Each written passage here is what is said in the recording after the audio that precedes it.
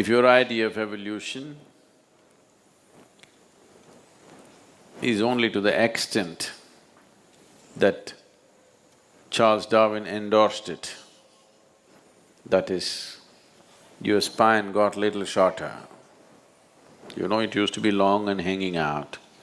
Now it got little shorter, you can sit little more comfortably. You don't have to roll it up.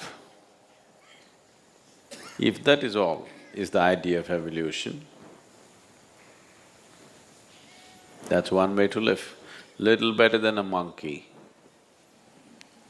but much more troublesome than a monkey, much more destructive than a monkey.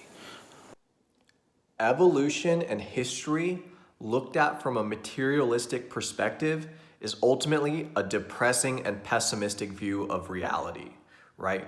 If you're trapped in the materialistic mindset, if you're trapped at looking at evolution through that materialistic lens where the only purpose of human existence is to procreate and survive and not break boundaries in the spiritual plane, right? Like, evolution is the process of breaking boundaries, right? Organisms transform, they do new things, new behaviors are learned. Evolution is a creative process that breaks boundaries.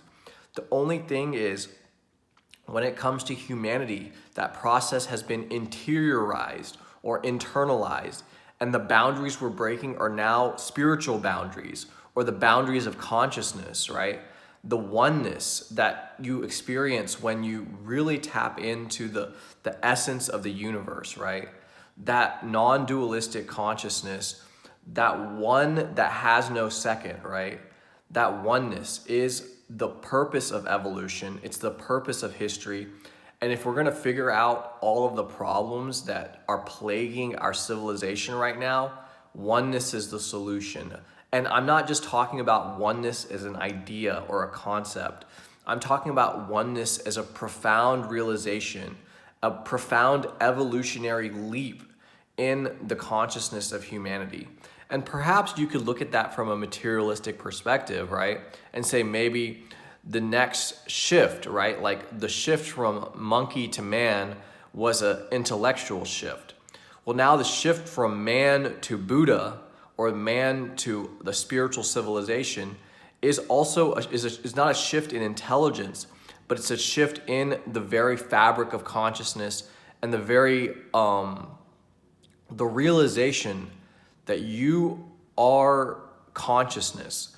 And when you break away from the mind, when you break away from the limitations of the body and the mind, you realize that this consciousness is the substratum. It's a subtle process. It's a very subtle awareness, right?